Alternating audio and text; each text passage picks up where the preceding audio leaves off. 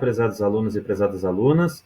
No vídeo de hoje conversaremos sobre um fenômeno fisiológico que acredito muitos de vocês já podem ter ouvido falar, ou outros ainda têm interesse em conhecer como é que o corpo humano responde após uma sessão de exercício. Nós vamos falar hoje nesse vídeo sobre a tal conhecida janela anabólica ou a chamada janela de oportunidade.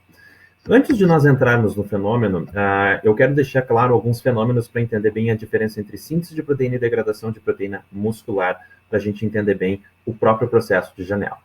Então, o corpo humano, especialmente o músculo esquelético humano, ele é distribuído em dois grandes fatores. Ele não existe independente um do outro. São fatores que coexistem em ambientes e estados alimentares e fisiológicos. E estou falando, obviamente, da síntese de proteínas musculares e a degradação de proteínas musculares. São dois fenômenos que acontecem ao mesmo tempo. Tá? Então, não existe uma condição, por exemplo, de nós não termos nada de degradação de proteína muscular, ou nós termos apenas síntese ou não termos síntese. Isso coexiste. Existe uma diferença aqui, uma relação de predominância temporal ou predominância em um período, relacionado também a processos que induzem mais síntese ou mais degradação de proteína. Então, como um bom exemplo de síntese de proteína muscular, né, que nós temos aqui para representar esse processo aqui, para degradação, perdão, nós temos o próprio jejum. O jejum, a questão de nós não nos alimentarmos, faz com que o corpo humano entenda de que, bom, na ausência, na escassez de nutrientes, eu vou usar nutrientes das minhas reservas, nem que seja a base das minhas proteínas, que fornecerão aminoácidos, que serão subsequentemente transformadas em novas moléculas de glicose, por exemplo, no fígado, por gliconeogênese, é uma opção de que eu posso induzir degradação de proteína muscular.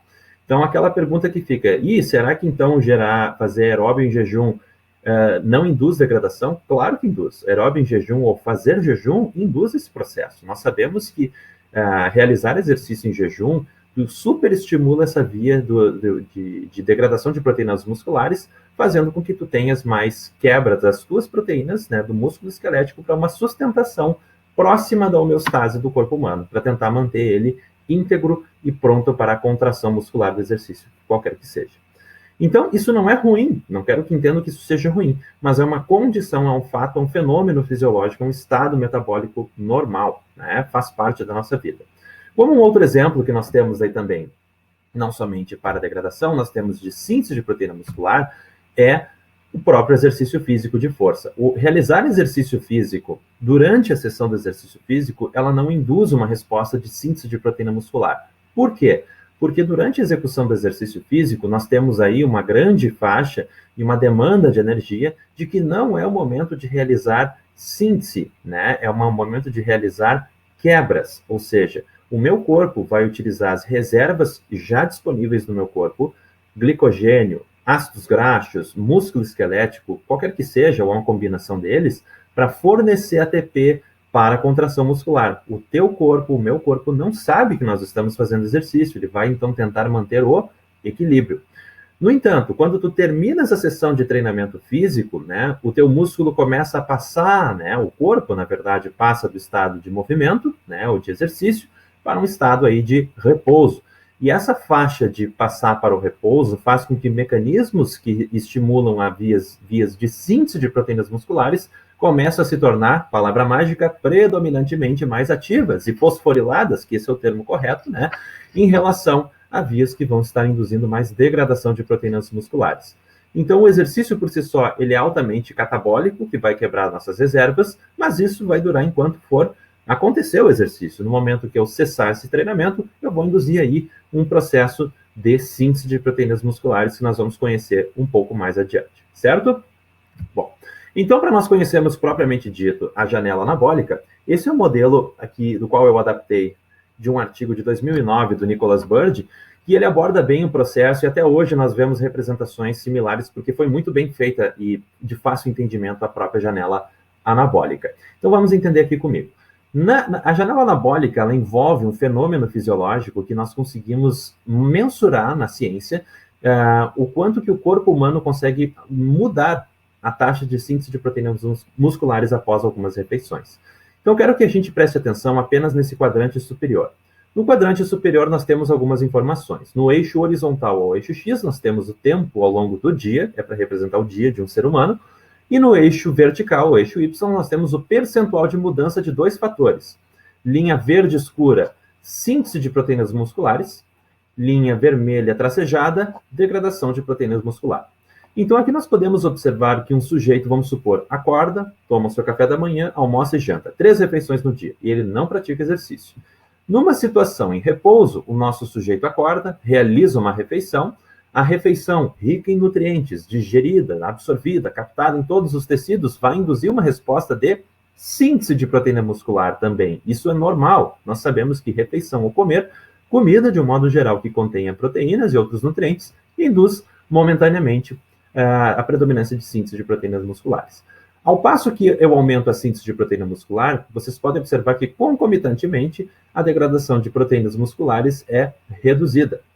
No entanto, nem tudo que é bom na vida dura para sempre. A síntese de proteínas musculares começa a gradativamente reduzir e a degradação começa a gradativamente se sobrepor à síntese. Chegado dado momento que o sujeito faz um almoço, passaram-se horas nessa nossa linha do tempo, né? Ao fazer a segunda refeição, o mesmo fenômeno observado, aumento de síntese, redução subsequente de degradação, redução de síntese e progressivo aumento da predominância de degradação. E assim segue o dia, do qual nós temos um exemplo aqui, que o nosso sujeito fez síntese e degradação ao longo do dia, e o balanço dele ao longo do dia foi zero. Ele não ganhou mais síntese do que degradou e não degradou mais proteínas do que realmente sintetizou. Em outras palavras, ele terminou o dia do mesmo jeito que começou, em proteínas musculares. Claro, isso é um exemplo hipotético, né, do qual o sujeito vai ter uma faixa de equilíbrio virtualmente perfeita, né? Agora, o que eu quero mostrar para vocês aqui está no gráfico abaixo, né, que pode ser representado da mesma forma: eixo vertical, percentual de mudança dos fatores, e eixo horizontal, tempo ao longo do dia. Aqui representado conforme uma sessão ao término da sessão de exercício, o sujeito volta para casa depois de realizar, por exemplo, levantamento de peso. Eu voltei da academia, fiz o meu treino de segunda-feira, Dia Internacional para Homens de Treinamento de Peito, fiz o meu treinamento de peito e em casa eu consumi, por exemplo, um sanduíche de atum com queijo, né? Ó que beleza! E comi nesse sanduíche, uma refeição que possui proteína, eu vou induzir uma resposta muito maior de síntese de proteína muscular e um leve estímulo de degradação, mais leve, inclusive, do que quando eu não faço exercício. E esse processo de síntese de proteína muscular, ele é um processo que consegue induzir por algumas horas, né? Então, quando eu realizo essa refeição após o treinamento físico, eu tenho mais ganho de proteínas e menos perda de proteínas musculares. Isso é difícil um pouquinho de entender, vamos comigo. Então, eu sintetizo mais do que eu quero e degrado menos do que eu quero. Em outras palavras, sobra mais proteína no meu músculo, né? Então, o curioso acontece é que após não somente essa última refeição do treinamento, as refeições subsequentes apresentam também aumento de síntese de proteína muscular maiores do que uma condição de repouso, tá? Esse delta, ou essa variação do pico que nós temos aqui dessa onda senoidal para a razão do repouso, que nós conhecemos sem exercício, é chamado ou de janela anabólica ou de janela de oportunidade. Eu, particularmente, prefiro o termo janela anabólica porque representa bem o estado metabólico que o corpo se encontra. Ele está em anabolismo, portanto, né? Construindo moléculas simples em moléculas complexas, que é o caso das proteínas, né? O importante é ressaltar que esse gráfico ele tem uma relação hipotética, ele é para aprendizado, ele não representa a realidade para todos os sujeitos, né? Então, vocês vão observar aqui, na nossa faixa, que, por exemplo, nós temos faixas de aumento de síntese de proteína muito similares em refeições subsequentes. O que acontece na realidade é que as primeiras refeições após a sessão de exercício são com amplitudes maiores do que as refeições mais tardes ou seguintes. Em outras palavras, o pico dessa refeição pós-treino imediato seria muito maior do que a refeição pós-treino e seguido depois uma refeição mais distal ou mais distante desse pós-treino.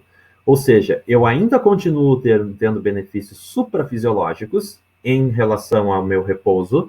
No entanto, essas refeições mais distantes do pós-treino não são iguais de amplitude de efeito de síntese de proteína muscular.